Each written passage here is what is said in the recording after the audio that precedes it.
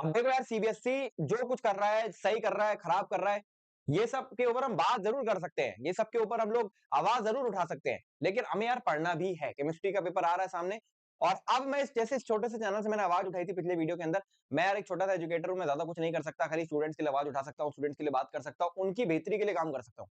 तो अब मैं चाहता हूं कि हम सब ये जवाब दे सीबीएसई को, सीबीएसई हम नहीं रुकने वाले। केमिस्ट्री का पेपर आ रहा है, केमिस्ट्री के पेपर में आपने 8 दिन का गैप दिया है, हमें पता है 8 दिन के गैप में आप पेपर टफ बनाने वाले हो, तभी ये गैप दिया गया है। पर ये टफ पेपर को हम टैकल करेंगे, स्ट्रैटेजी से टैकल करेंगे, और ऐसे टैकल करेंगे कि भाई एक एक सवाल पेपर के अंदर हम करके आएंगे।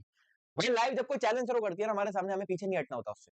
अगर हम उससे पीछे हट गए ना, तो ये आगे के लिए हमारे एक स्टैंडर्ड सेट हो जाता है कि यार जब उस समय चैलेंज शुरू किया गया था ना तो हम पीछे हट गए थे, तो लाइफ में कभी भी चैलेंज शुरू किया जाएगा ना तो हम पीछे हट जाएंगे। पर मैं चाहता हूं कि तुम अपने लिए एक इतिहास बनाओ, एक स्टैंडर्ड सेट करो कि सीबीएसई हमारे टाइम में टफ पेपर बना रहा था, और उस पेपर के अंदर मैं 70 में 70 लेकर आया, 65 नंबर लेकर आया। और ये करने के लिए भाई मैं तुम्हारे साथ खड़ा हूं। पूरी inorganic chemistry, organic chemistry, physical chemistry मैं अलग अलग यहां पर पढ़ाने वाला हूं, विद क्वेश्चंस, विद एवरीथिंग। कल से तुम्हें वो लेक्चर्स मिल जाएंगे, एक लेक्चर में इनऑर्गेनिक निपटाऊंगा, एक में फिजिकल, एक में ऑर्गेनिक। तो प्लीज सब्सक्राइब करके रख लेना, बेल आइकन को प्रेस करके रख लेना। मैं वो सब कुछ करने वाला हूं जिससे तुम्हारे केमिस्ट्री के अंदर पूरे नंबर आएंगे, और आज का ये वीडियो उसका एग्जाम्पल है।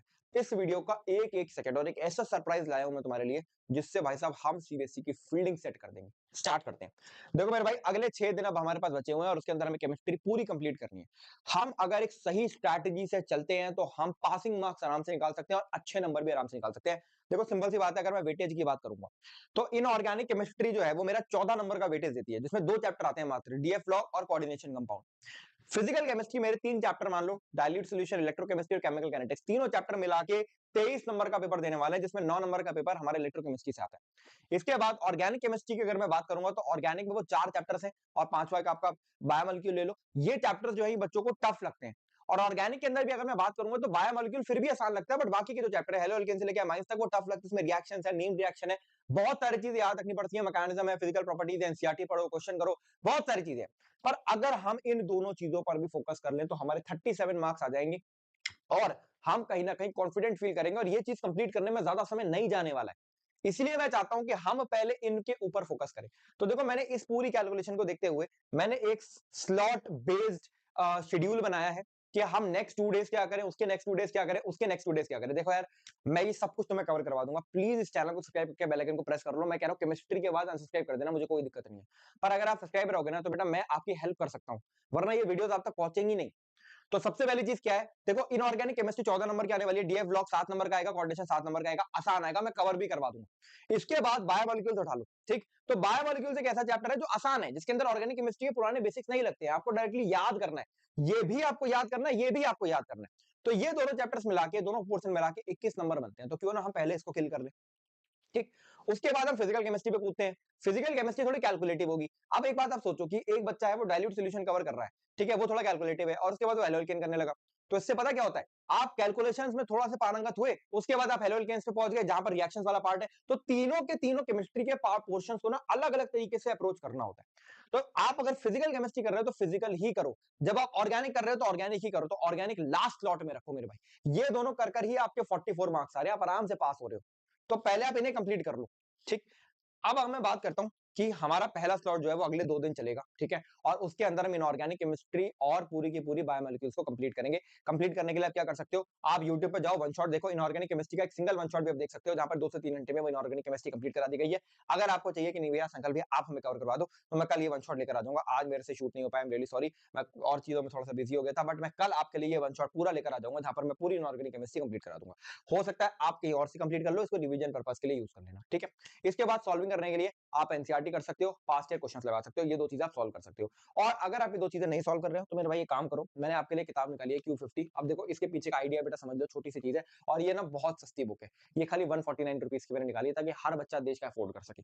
ये किताब जो है Q50 की किताब, इसमें मैं 50 क्वेश्चन पर चैप्टर आपको देने वाला हूँ, जो MCQs 3 marker, 5 marker, case base, हर 4 मार्कर, 5 मार्कर, हर तरीके से डिवाइड हो गया, और केस बेस क्वेश्चन भी इसके अंदर पड़े हुए हैं। ये जो सारी की सारी चीजें, इसके बाद आपको ना एनसीईआरटी छूनी है ना पीवाईक्यू छूने हैं, और इसके 50 सवालों में मुझे पता है पेपर टफ बनाएगा ये सीबीएसई, तो मैंने एक एक कोना कवर कर दिया है सवालों से, एक एक सिंगल कोना, एक भी थ्योरी का पार्ट नहीं होगा जिसपे यहाँ पे सवाल ना मिले। और इसके जैसे सवाल है, ये ओरिजिनल क्राफ्टेड सवाल है, ठीक है, ऐसे सवाल नहीं है कि कहीं से उठा लिए, एनसीईआरटी से उठा ली, पीवाईक्यू से उठा ली, नहीं, ओरिजिनल सवाल है जिससे कंसेप्चुअल क्लैरिटी आएगी।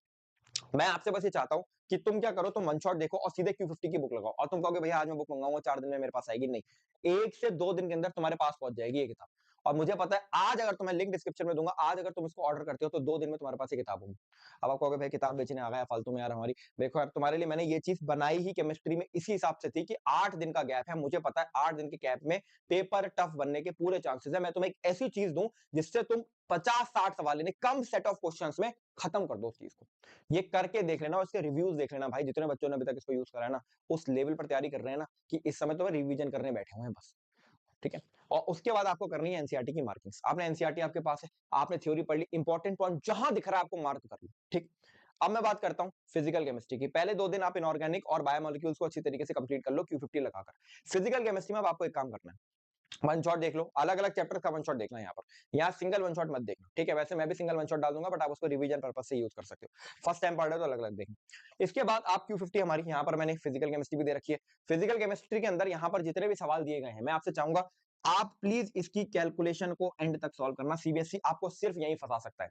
फिजिकल केमिस्ट्री के क्वेश्चंस जेईई मेंस के अंदर भी टफ नहीं आते हैं, सिर्फ कैलकुलेशन टफ आती है। तो ये जो कैलकुलेशन अगर हम घर से ही कर कर चलेंगे और एंड तक करेंगे तो सीबीएसई हमको कहीं फंसा ही नहीं सकता। ठीक है, तो ये चीज आपको कर लेनी है और एक फॉर्मूला शीट खुद के हाथ से लिखी हुई एक फॉर्मूला शीट रेडी कर लेनी है, ताकि एग्जाम में आपको फॉर्मूला ना भूल जाओ, क्योंकि न्यूमेरिकल अगर आ सकता है तो यहीं से आ सकता है, इसके अलावा कहीं और से नहीं आएगा न्यूमेरिकल। तो यहां पर हमें फॉर्मूला शीट जरूर रेडी करनी है। ठीक, Q50 मेरे भाई इसमें प्लीज सॉल्व कर लेना, मैं डिस्क्रिप्शन में इसके लिख दे दूंगा। अब मैं बात करता हूं ऑर्गेनिक की। अब देखो ऑर्गेनिक जितनी बड़ी प्रॉब्लम है ना, उतनी ही बड़ी प्रॉब्लम को हमने उतना ही बड़ा सोल्यूशन दिया है हमारी Q50 में। सुनना, आप ऑर्गेनिक में अगर आपने चैप्टर्स नहीं कंप्लीट करे हुए हैं, आप पूरा वन शॉट देखो, मतलब एक एक लेक्चर का एक एक चैप्टर का वन शॉट देखो। अगर करे हुए हैं तो वन शॉट देखने के लिए मैं सिंगुलर वन शॉट डालूंगा ऑर्गेनिक का, एक ही लेक्चर में पूरी ऑर्गेनिक कंप्लीट कर दूंगा 2-2.5-3 घंटे के अंदर। आप उसको देख सकते हो, इसी चैनल के ऊपर आ जाएगा। ठीक, उसके बाद हमारी Q50 आप अच्छे से लगा लो। अब देखो Q50 में लगाने को क्यों बोल रहा हूँ, Q50 के हर चैप्टर के एंड में मैंने सारे के सारे नेम्ड रिएक्शन और सारे के सारे कन्वर्जन्स फिलअप्स के फॉर्म में दिए हुए हैं, ताकि तुम एक बार उसको खुद से फिल कर लोगे तो तुम्हारे शॉर्ट नोट्स ही रेडी हो जाएंगे एक तरीके से नेम्ड रिएक्शन के और कन्वर्जन के, जो आप एग्जाम से 1-2 दिन पहले जाके रिवाइज कर सकते हो। ठीक है, एक चीज। दूसरी चीज, अगर आप Q50 पूरी सॉल्व कर लेते हो, उसके बाद आप रिवीजन करने जाओगे ना, तो रिवीजन करने को लेकर आप रिवाइज कर सकते हो और Q50 के सॉल्यूशंस को डायरेक्टली लेकर बैठ सकते हो। ये दोनों चीजों से ना आपका होलिस्टिक रिवीजन हो जाने वाला है, यानी सवाल और क्वेश्चन दोनों का। तो रिवीजन करने के लिए 1 घंटा डेली देना ही देना है।